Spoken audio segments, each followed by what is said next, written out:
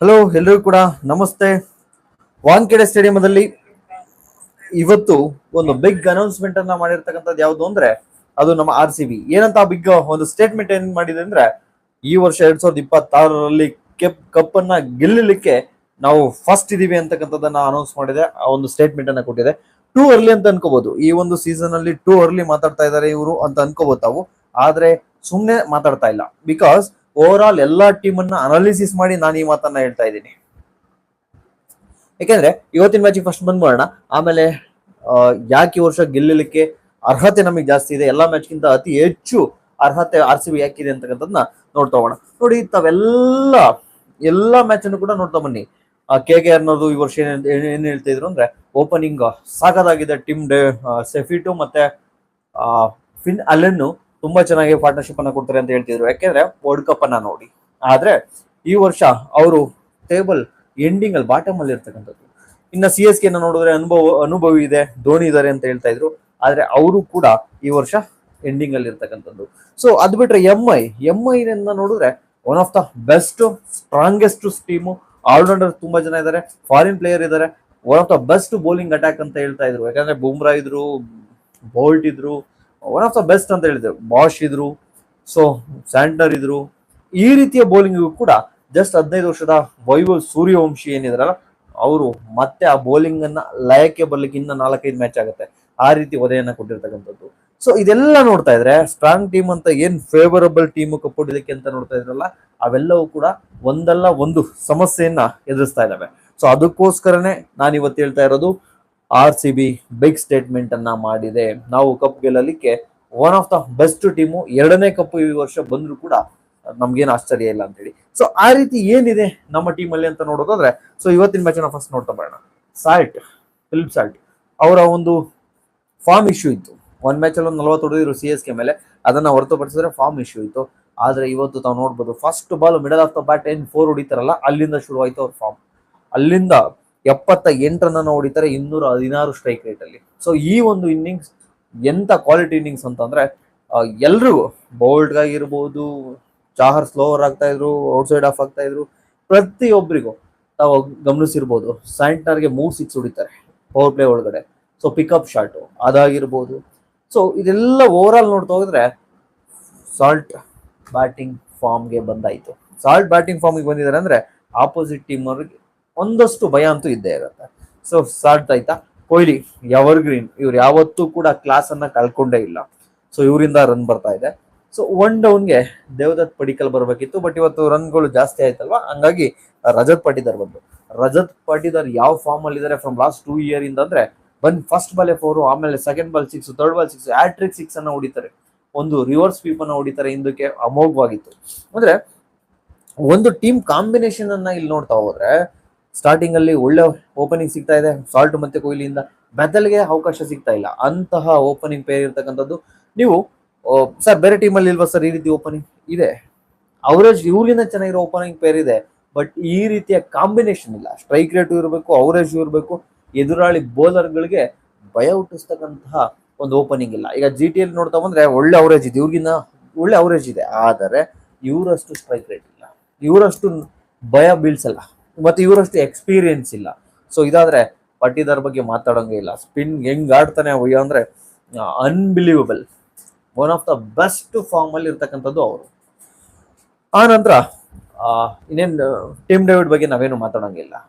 200, 250, 300, 280 ವರೆಗೂ strike rate ಹೋಗ್ತಕ್ಕಂಥ player Tim David. ಒಂದ್ ಮ್ಯಾಚ್ ಅಲ್ಲಿ ಆಲ್ರೆಡಿ 26 ಬಾಲ್ಗೆ 78 CSK ಮೇಲೆ ಹೊಡೆದು ತಾವು ನೋಡಿದೀರಾ. ದೂರ್ ಅಹಮದ್ಗೂ ಬಿಡ್ಲಿಲ್ಲ, ಸ್ಪಿನ್ನರ್ಗೂ ಬಿಡ್ಲಿಲ್ಲ, ಫಾಸ್ಟರ್ಗೂ ಬಿಡ್ಲಿಲ್ಲ, ಯಾರಿಗೂ ಬಿಡ್ಲಿಲ್ಲ. ಇವತ್ತು ಕೂಡ ಅಷ್ಟೇ ಟಿಮ್ ಡೇವಿಡ್ 16 ಬಾಲಿ 34 ಹೊಡಿತಾರೆ, ಸುಮಾರು 3 6 ಅನ್ನ ಹೊಡಿತಾರೆ ಟಿಮ್ ಡೇವಿಡ್.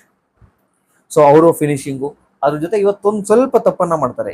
ಯೂಶಲಿ 260 ಬರ್ಬೇಕಿತ್ತು ಸ್ಕೋರು, 260, 270 ಹೋಗೋ ಸ್ಕೋರು.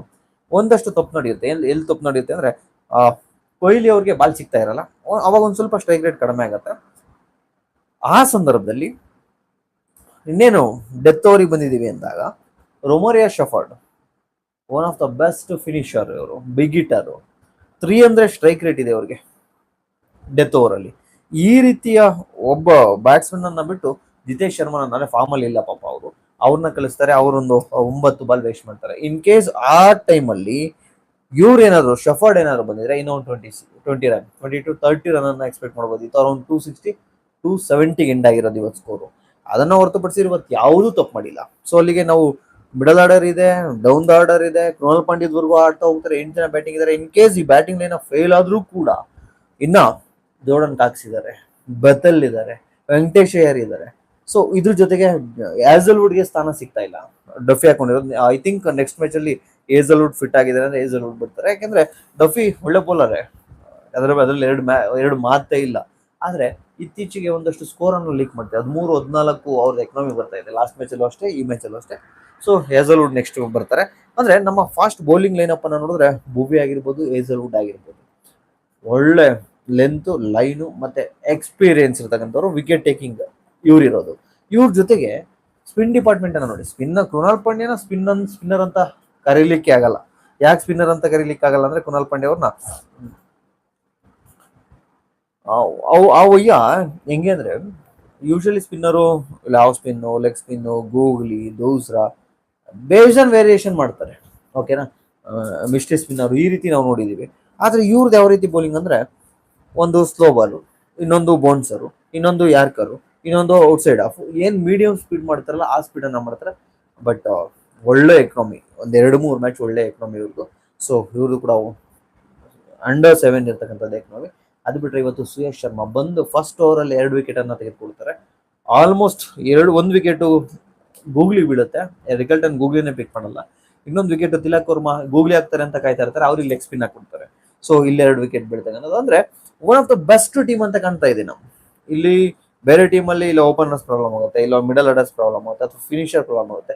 ಈ ಮೂರೂ ವಿಭಾಗದಲ್ಲಿ ಬ್ಯಾಟಿಂಗ್ ಅಲ್ಲಿ ಇರ್ತಕ್ಕಂಥದ್ದು ಓಪನಿಂಗು, ಮಿಡಲ್ ಆರ್ಡರ್, ಫಿನಿಶರ್ ತುಂಬಾ ಚೆನ್ನಾಗಿದೆ ಟೀಮು.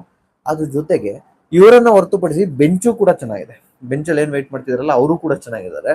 ಅದಾದ್ಮೇಲೆ ಬೌಲಿಂಗ್ ಲೈನ್ ಅಪ್ ಕೂಡ ತುಂಬಾ ಚೆನ್ನಾಗಿದೆ ನಮ್ದು. ಸೊ ಈ ಎಲ್ಲ ಆಧಾರದ ಮೇಲೆ ಹೇಳ್ತಾವ್ರೆ. ಇನ್ನ ನಾವು ಮಂಗೇಶ್ ಯಾದವ್ ಸಿಗಿಲ್ಲ ಬೌಲಿಂಗು, ಅವ್ರನ್ನ ನೋಡ್ತಾ ಇದ್ದೀವಿ. ಸೊ ಇದೆಲ್ಲವನ್ನ ಕನ್ಸಿಡರ್ ಮಾಡ್ತಾ ಹೋದ್ರೆ RCB ಈ ವರ್ಷ 2ನೇ ಕಪ್ ಹೊಡಿಲಿಕ್ಕೆ ಸಾಧ್ಯತೆ ಬಹಳ ಹೆಚ್ಚಿದಾವೆ.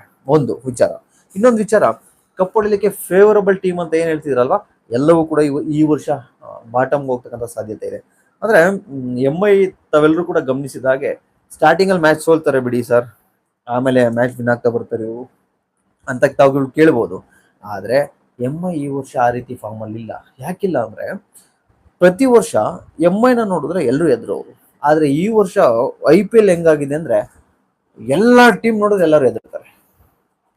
ಸೊ ಈ ವರ್ಷ ಕಪ್ ಹೊಡಿಲಿಕ್ಕೆ ಅಥವಾ ಸೆಮಿಫೈನಲ್ ಹೋಗ್ಲಿಕ್ಕೆ ಒಂದು Punjab, RCB early of the tournament ಅನ್ಕೋಬಹುದು. ಬಟ್ ಈ ವರ್ಷದ ಒಂದು ಪರ್ಫಾರ್ಮೆನ್ಸ್ ಮತ್ತೆ ವರ್ಲ್ಡ್ ಕಪ್ ಅಲ್ಲಿ ಆ T20 ಒಂದು ಇವಾಲ್ವ್ ಆಯ್ತು, ವಿಕಸನನೇ ಆಯ್ತು T20 ಅಂತ ಹೇಳ್ಬೋದು.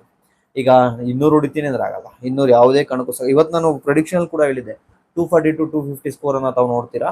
ಅಷ್ಟು ಹೊಡೆದ್ರೂ ಕೂಡ ಗ್ಯಾರಂಟಿ ಇಲ್ಲ ಗೆಲ್ಲೋದು ಅಂತೇಳಿ. ಇವತ್ತು ಹಂಗೆ ಆಯ್ತು, ಅವರು 222 ಬಂದಿದ್ರು. ಓಕೆನಾ, ಸೊ ಆ ರೀತಿ cricket T20 evolve ಆಗ್ತಿರ್ತಕ್ಕಂಥದ್ದು.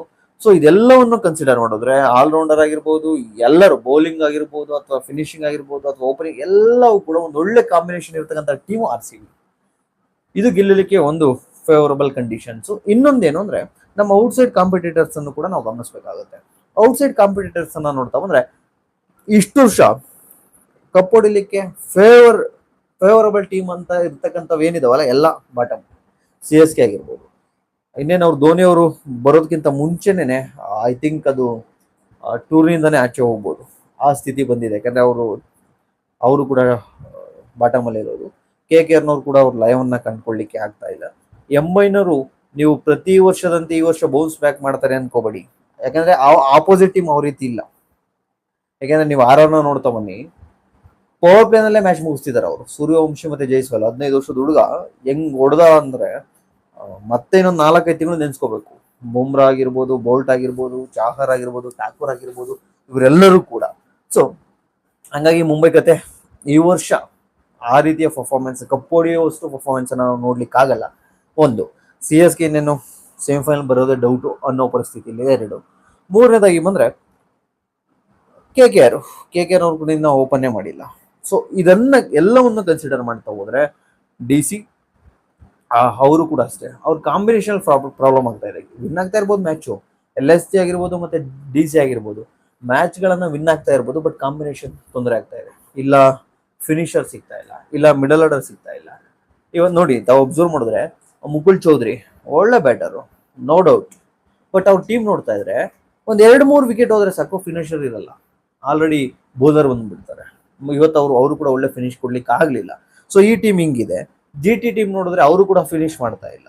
Middle order ಅವ್ರದ್ದು ತೊಂದರೆ ಆಗ್ತಾ ಇದೆ. ಬಟ್ಲರು, ಗಿಲ್ಲು, ಸುದರ್ಶನ್ ಅನ್ನ ಬಿಟ್ರೆ ಮಿಡಲ್ ಆರ್ಡರ್ ಅವ್ರದ್ದು ತೊಂದರೆ ಆಗ್ತಾ ಇದೆ. ಈಗ ಪಂಜಾಬು, RR ಮತ್ತೆ RCB ಈ 3 ಟೀಮು ಸೆಮಿಫೈನಲ್ ಬರೋದಂತೂ ಬಹುತೇಕ ಖಚಿತ. ಈ 3 ಟೀಮಲ್ಲೂ ಕೂಡ ಎಲ್ಲಾ ಆಂಗಲ್ ಅಲ್ಲೂ ನಾವು ನೋಡ್ತಾ ಹೋದ್ರೆ 360 ಆಂಗಲ್ ಅಲ್ಲಿ ನೋಡ್ತಾ ಹೋದ್ರೆ ಎಲ್ಲಾ ಬ್ಯಾಟ್ಸ್ಮನ್ ಆಗಿರಲಿ, ಬೌಲರ್ ಆಗಿರಲಿ, ಆಲ್ರೌಂಡರ್ಸ್ ಆಗಿರಲಿ, ಎಲ್ಲವೂ ಇರೋದು ನಮ್ಮ ಕಡೆನೆ. ಸೊ ಅದರಿಂದ ಈ ವರ್ಷ 2ನೇ ಕಪ್ ಬರ್ತಕ್ಕಂಥ ಸಾಧ್ಯತೆ ಎಲ್ಲವೂ ದಟ್ಟವಾಗಿ ಕಾಣ್ತಾ ಇದ್ದಾವೆ. ಅದರ್ವೈಸ್ ಇವತ್ತು ನಮ್ಮ ಬೌಲಿಂಗ್ ಡಿಪಾರ್ಟ್ಮೆಂಟಿಗೆ ನಾವು ಬರೋದಾದ್ರೆ ಭುವಿ ಮತ್ತೆ ಜೋಕಫ್ ಡಫಿ ಸ್ವಲ್ಪ ಎಕ್ಸ್ಪೆನ್ಸಿವ್ ಆದ್ರು. ಅರೌಂಡ್ ಅವ್ರದ್ದು 14.50 ಇದೆ ಅವ್ರದ್ದು ಎಕನಾಮಿ. ಅವ್ರ ಲಾಸ್ಟ್ ಮ್ಯಾಚು ಕೂಡ ಸ್ವಲ್ಪ ಜಾಸ್ತಿ ಎಕನಾಮಿ ಇತ್ತು, ಅವ್ರದ್ದು ಎಕ್ಸ್ಪೆನ್ಸಿವ್ ಆಗಿದ್ರು. ಬಟ್ ಆ್ಯಸಲ್ವುಡ್ ಬರ್ತಾರೆ ನೆಕ್ಸ್ಟ್ ಮ್ಯಾಚ್, ಡೆಫಿನೆಟ್ಲಿ ಆ್ಯಸಲ್ವುಡ್ ಬರ್ತಾರೆ. ಏನೇ ಅವ್ರಿಗೆ ಸ್ವಲ್ಪ ಈಗ ತಾನೇ ಬಂದಿದಾರಲ್ವಾ, ಅವ್ರಿಗೆ ಸ್ವಲ್ಪ ರೆಸ್ಟ್ ಅನ್ನ ಕೊಟ್ಟಿರೋದು ಅಷ್ಟೇ, ಅವ್ರನ್ನ ಬಿಟ್ಟಿಲ್ಲ, ರೆಸ್ಟ್ ಕೊಟ್ಟಿರೋದು, ಅದು ಗಮನದಲ್ಲಿ. ಅದರ್ವೈಸ್ ಮಂಗೇಶ್ ಯಾದವ್ ನಾವು ಒಂದು ಚಾನ್ಸ್ ಕೊಡ್ಬೇಕು. ರಸಿಕ್ದಾರ್, ಎಸ್, ಎಲ್ಲರೂ ಕೂಡ ರಸಿಕ್ದಾರ್ ಬಗ್ಗೆ ನಾವು ಮಾತಾಡ್ತಾ ಇದ್ವಿ. 3 ಓವರ್ಗೆ 40 ರನ್ ಹೊಡೆದಿರ್ತಾರೆ, 39 ರನ್ ಹೊಡೆದಿರ್ತಾರೆ ಯಾರು ಎಂಐನವರು. ಆ ಟೈಮಲ್ಲಿ ಕೃಣಾಲ್ ಪಾಂಡ್ಯ, ರಸಿಕ್ದಾರ್ ಏನಿದೆ, ರಸಿಕ್ ಸಲಾಂ ಅವ್ರೇನಿದಾರಲ್ವಾ, ತುಂಬಾ ಚೆನ್ನಾಗಿ ಹೇಳಿದ್ರು. ಒಂದ್ 2-3 ಓವರ್ಗೆ ಬರೀ 15 ಅಥವಾ 20 ಈ ರೀತಿ ರನ್ ಅನ್ನ ಕೊಟ್ಟು ರನ್ಗೆ ಕಡಿವಾಣವನ್ನ ಹಾಕೋದು. ಸೊ ಎಲ್ಲ ಕಾಂಬಿನೇಷನ್ ಇರೋದ್ರಿಂದ ಈ ವರ್ಷ ಫಿನಿಶಿಂಗ್ ಅನ್ನ ಮಾಡಬಹುದು. ಏನಾದರೂ ನೋಡ್ತಾ ಇರತಕ್ಕಂತಹ ನಿಮ್ಗೇನಾದ್ರೂ ಪ್ರಶ್ನೆಗಳಿದ್ರೆ ದಯವಿಟ್ಟು ಕೇಳಿದ್ರೆ ಆನ್ಸರ್ ಅನ್ನ ಮಾಡ್ತೀನಿ.